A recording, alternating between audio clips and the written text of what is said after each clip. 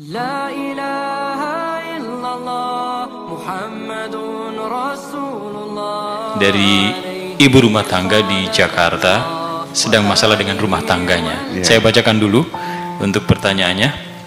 Assalamualaikum Bu ya. Waalaikumsalam. Bagaimana cara menyikapi seorang suami yang masih selalu menjalin komunikasi kemesraan? Siapa?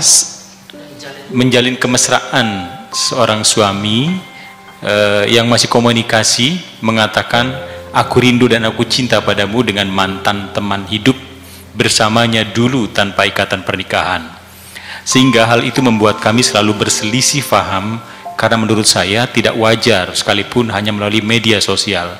Bukankah seharusnya masa lalu adalah masa lalu yang tak perlu lagi diungkit-ungkit dan jadi alasan apapun sehingga membuat suasana jadi tidak nyaman? Jika sang istri meminta untuk tidak meladeni wanita itu lagi, suami jadi marah sampai mengungkit-ungkit bahwa saya berhutang nyawa kepada suami.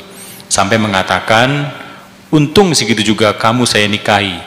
Akhirnya saya jadi serba salah. Dan sekarang saya memilih diam karena serba salah. Menyikapi ini bagaimana Bu ya? Iya, makanya ya dari awalnya kita nggak bisa mencari solusi ya. Sejak awal. Ini begini hubungan sama istri ini, ada penurunan kualitas berkomunikasi ya. Ketika kita baru menikah, masih pengantin baru, kalimatnya mesra, indah, sayangku, manggilnya AA ya, ya kan gitu. Kalau manggil sini senok lah, di situ panggilnya senok, katanya seperti ini, seperti itu. Aku rindu kepadamu ya, pulang dari ini bawa sate, bawa ini, dengan atensi begitu tinggi. Tetapi kan setelah lama-kelamaan kan terjadi degradasi. Betul. Dari digerogoti oleh kejenuhan-kejenuhan. Mungkin itu sebenarnya karena kejenuhan juga sehingga kualitas komunikasinya itu tidak produktif. Iya. Itu perlu diwaspadai.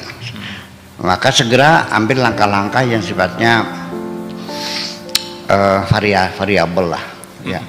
Ya mungkin dari dandanan kita, make up kita. Ya, kemudian fashionnya juga selalu kita berdandan. Karena bagaimanapun juga seorang wanita ketika berdandan cantik itu merupakan bagian penting dari perjuangan seorang perempuan untuk menjaga kemesraan ya supaya lebih panjang lagi. Ya syukur-syukur selamanya ya sampai akhir hayat di kandung badan.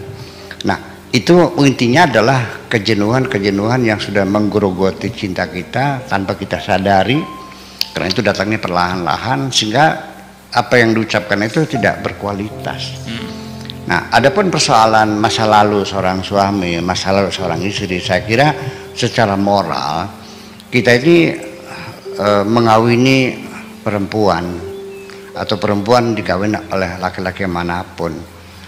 Yang kita kawin kan masa depannya, bukan masa lalunya. Masa lalu itu hak pribadi seseorang. Mana mungkin orang tidak punya masa lalu, dan itu milikmu dan tidak bisa dihilangkan saja.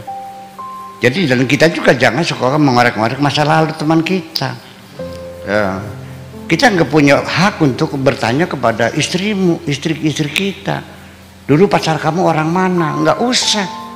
Itu kita tidak boleh mengorek masa lalu. Itu hak pribadi dia, hak privasi dia yang tidak boleh dibongkar. Ya kan semacam itu etikanya seperti itu. Nah tetapi juga kita tidak usah menyampaikan atau bercerita tentang masa lalu kita. Ya jangan bodoh dong, masa kamu cerita masa lalu pada istri kamu, ngaco kamu. Apalagi udah membanding-bandingkan. Saya kan dalam beberapa puisi kan seringkali menyinggung masalah membandingkan kekasih dengan kasih dulu, kan nggak boleh tuh semacam itu tuh. Itu kan masih banyak belajar lah. Nah itulah maka puisi-puisi saya ini juga kan menyampaikan pengalaman kemanusiaan yang semacam itu. Iya, ya sakit dong seorang istri mendengar suaminya mengatakan bahwa pacarku dulu lebih cantik dari kamu. Gimana? Ngaco ngomong. Ini persoalan dalam pertanyaan tadi kan begitu. Iya makanya. Jadi yang segala macam. Seorang istri ya tidak punya hak untuk mengorek-ngorek masa lalu suami, kan itu adalah milik pribadi suamimu. Tetapi sang suami juga tidak bijak untuk bercerita hal semacam itu. Atau bahkan kalau dalam pertanyaan tadi suami sedang mengangkat hubungan masa lalu menjadi masalah dalam keluarga itu. Ya apalagi. Iya. Jadi kalau saya kan begini ya, Jadi pengkhianatan itu bukan pengkhianatan secara fisik saja, pengkhianatan dalam imajinasi. Iya. Artinya kan bisa saja seorang suami fisiknya meluk istrinya, tapi pikirannya kan kepada pacar yang dulu. Itu kan pengkhianatan juga. Itu kan pengkhianatan juga. Itu dosa. Rumput tetangga lebih hijau. Ya itu dosa, dosa hati, memang dosa hati. Semua dosa. Apakah yang melakukan itu tanganmu, apa mulutmu, apakah itu semuanya dosa hati, karena tanganmu, kakimu semuanya itu adalah serdadu-serdadu. Yang jadi komandan adalah hatimu. Jadi yang bersalah siapa? Yang melakukan instruksi.